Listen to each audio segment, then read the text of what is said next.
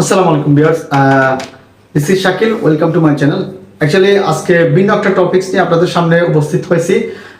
মূলত আপনারা জানেন আমি দুবাই ভিসা রিলেটেড এবং দুবাইয়ের বিভিন্ন প্রাসঙ্গিক বিষয় নিয়ে আমি সমসাময়িক বিষয় নিয়ে আলোচনা করি। মূলত আজকে একটা ডিফারেন্ট ভিডিও আপনাদেরকে আমি উপস্থাপন করব। মূলত যারা প্রবাস থেকে দুবাই বাংলাদেশ থেকে প্রবাসে আসতে চাচ্ছেন, অথচ আপনারা একদম ক্লাস 1-2 পড়েন নাই অথবা সারিও জানেন না, কিন্তু আপনারা প্রবাসে আসতে চাচ্ছেন এবং সফল হতে চাচ্ছেন, তাদের জন্য আমি 5টি বিষয় নিয়ে আলোচনা করব।